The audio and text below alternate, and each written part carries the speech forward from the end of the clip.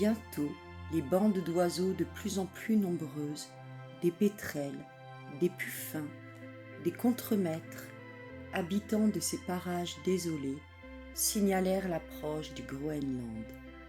Le Forward gagnait rapidement dans le nord, en laissant sous le vent une longue traînée de fumée noire. Le mardi 17 avril, vers les 11 heures du matin, l'Icemaster signala la première vue du blink de la glace. Il se trouvait à 20 milles au moins dans le nord-nord-ouest. Cette bande d'un flanc éblouissant éclairait vivement, malgré la présence de nuages assez épais, toute la partie de l'atmosphère voisine de l'horizon. Les gens d'expérience du bord ne purent se méprendre sur ce phénomène et ils reconnurent à sa blancheur que ce blink devait venir d'un vaste champ de glace situé à une trentaine de milles au-delà de la portée de la vue et provenait de la réflexion des rayons lumineux. Vers le soir, le vent retomba dans le sud et devint favorable. Chandon put établir une bonne voilure et par mesure d'économie, il éteignit ses fourneaux. Le Forward, sous ses huniers, son foc et sa misaine, se dirigea vers le cap Farewell. Le 18, à 3 heures, un ice stream fut reconnu, à une ligne blanche peu épaisse, mais de couleur éclatante, qui tranchait vivement entre les lignes de la mer et du ciel. Il dérivait évidemment de la côte est de Groenland plutôt que du détroit de Davis, car les glaces se tiennent de préférence sur le bord occidental de la mer de Baffin. 1 heure après, le Forward passait au milieu des pièces isolées de l'ice stream et dans la partie la plus compacte, les glaces, quoique soudées entre elles, obéissaient au mouvement de la houle. Le lendemain, au point du jour, la vigie signala un navire. C'était le Valkyrien, corvette danoise, qui courait à contre-bord du Forward et se dirigeait vers le banc de Terre-Neuve. Le courant du détroit se faisait sentir et Chandon dut forcer de voile pour le remonter. En ce moment, le commandant, le docteur, James Wall et Johnson se trouvaient réunis sur la dunette, examinant la direction et la force de ce courant. Le docteur demanda s'il était avéré que ce courant exista uniformément dans la mer de Baffin. « Sans doute, répondit Chandon, et les bâtiments à voile ont beaucoup de peine à le refouler.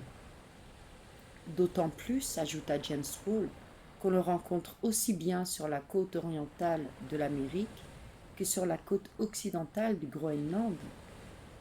Eh bien, fit le docteur, voilà qui donne singulièrement raison aux chercheurs du passage du nord-ouest. Ce courant marche avec une vitesse de 5000 à l'heure environ, et il est difficile de supposer qu'il prenne naissance au fond d'un golfe. Ceci d'autant mieux raisonné, docteur, reprit Chandon, que si ce courant va du nord au sud, on trouve dans le détroit de Bering un courant contraire qui coule du sud au nord et doit être à l'origine de celui-ci. D'après cela, messieurs, dit le docteur, il faut admettre que l'Amérique est complètement détachée des terres polaires et que les eaux du Pacifique se rendent, en contournant ses côtes, jusque dans l'Atlantique. D'ailleurs, la plus grande élévation des eaux du premier donne encore raison à leur écoulement vers les mers d'Europe. Mais, reprit Chandon, il doit y avoir des faits à l'appui de cette théorie, et s'il y en a, ajouta-t-il avec une certaine ironie, notre savant universel doit les connaître. Ma foi, répliqua ce dernier avec une amicale satisfaction, si cela peut vous intéresser, je vous dirai que des baleines, blessées dans le détroit de Davis, ont été prises quelque temps après dans le voisinage de la Tartarie, portant encore à leur flanc le harpon européen.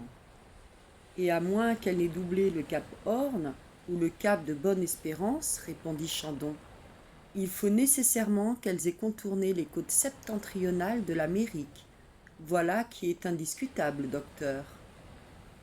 Si cependant vous n'étiez pas convaincu, mon brave Chandon, dit le docteur en souriant, je pourrais produire encore d'autres faits, tels que ces bois flottés dont le détroit de Davis est rempli, mélèzes, trembles et autres essences tropicales. Or, nous savons que le Gulf Stream empêcherait ces bois d'entrer dans le détroit. Si donc ils en sortent, ils n'ont pu y pénétrer que par le détroit de Bering.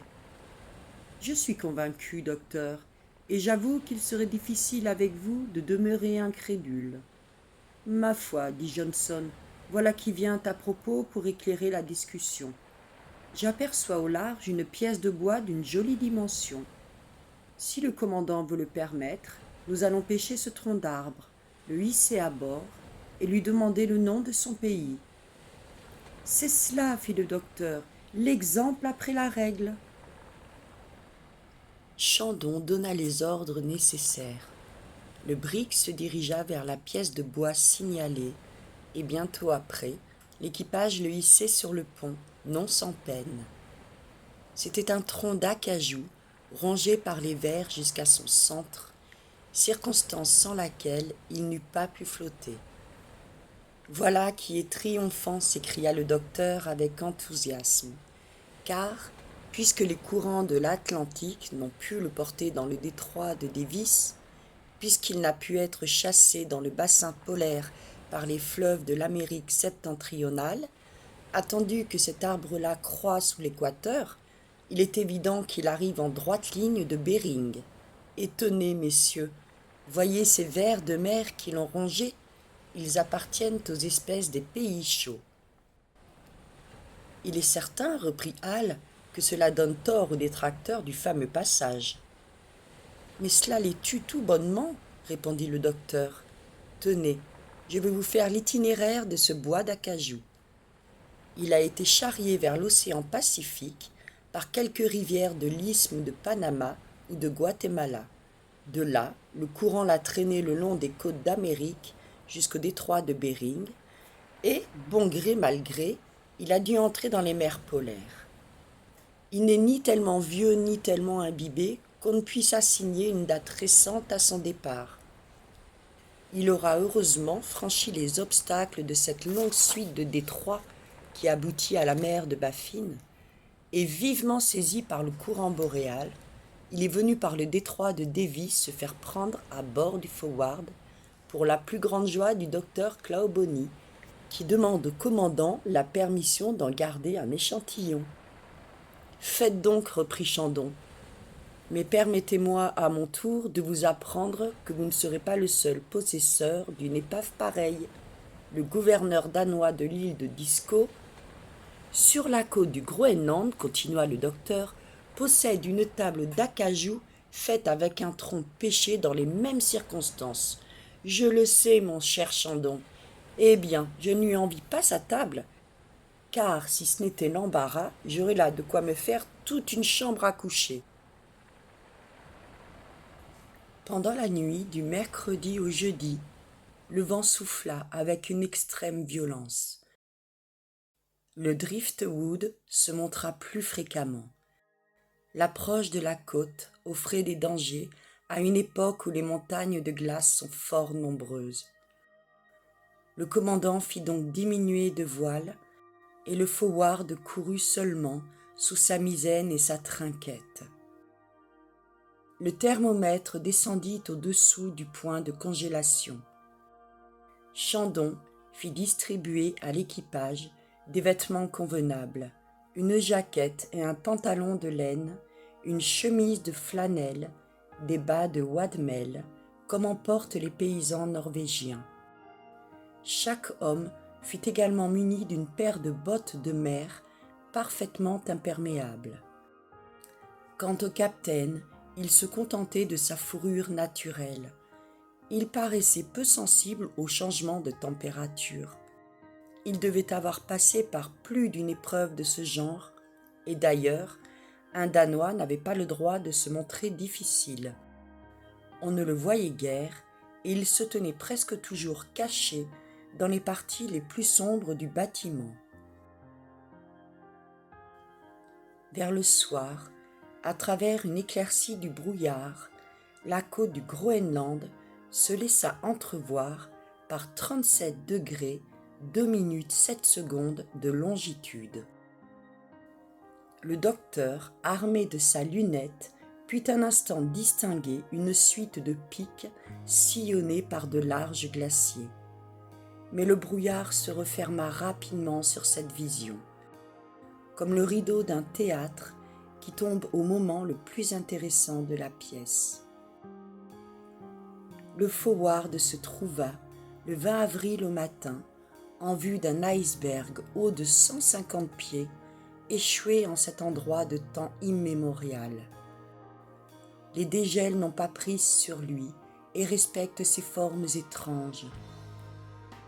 Snow l'a vu, James Ross en 1829 en prit un dessin exact et en 1851, le lieutenant français Belleau, à bord du Prince Albert, le remarqua parfaitement. Naturellement, le docteur voulut conserver l'image de cette montagne célèbre et il en fit une esquisse très réussie. Il n'est pas surprenant que de semblables masses soient échouées et par conséquent s'attachent invinciblement au sol.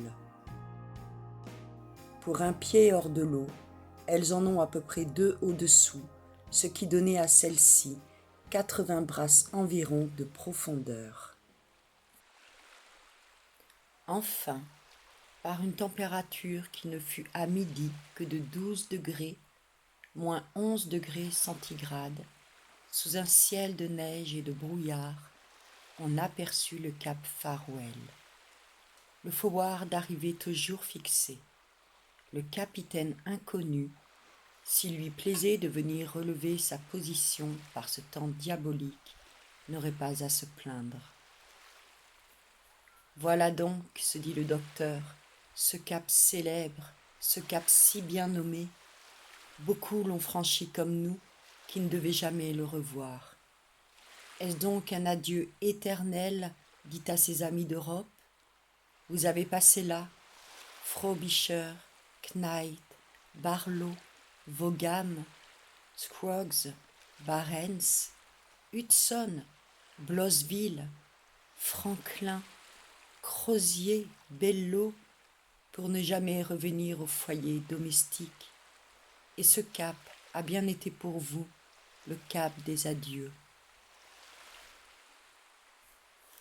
Les plus intrépides marins de l'Angleterre, de la France et des États-Unis s'élancèrent vers ces terribles parages, et grâce à leurs efforts, la carte si tourmentée, si difficile de ce pays put figurer enfin aux archives de la Société royale géographique de Londres. La curieuse histoire de ces contrées se présentait ainsi à l'imagination du docteur, tandis qu'appuyé sur la lisse, il suivait du regard le long sillage du brick. Les noms de ces hardis navigateurs se pressaient dans son souvenir, et il croyait entrevoir, sous les arceaux glacés de la banquise, les pâles fantômes de ceux qui ne revinrent pas.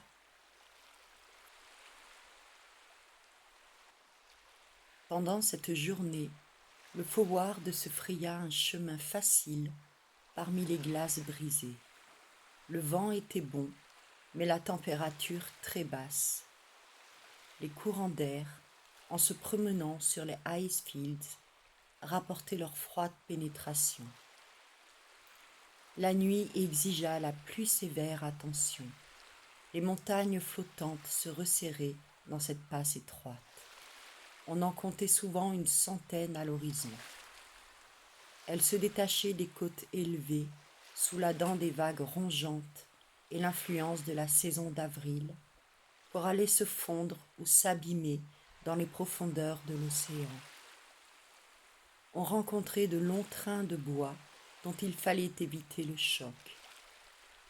Aussi, le Crow's Nest fut mis en place au sommet du mât de misaine. Il consistait en un tonneau à fond mobile dans lequel l'Ice Master, en partie abrité contre le vent, surveillait la mer, signalait les glaces en vue et même, au besoin, commandait la manœuvre. Les nuits étaient courtes. Le soleil avait reparu depuis le 31 janvier par suite de la réfraction et tendait à se maintenir de plus en plus au-dessus de l'horizon. Mais la neige arrêtait la vue et si elle n'amenait pas l'obscurité, rendait cette navigation pénible. Le 21 avril, le cap Désolation apparut au milieu des brumes. La manœuvre fatiguait l'équipage. Depuis l'entrée du brick au milieu des glaces, les matelots n'avaient pas eu un instant de repos.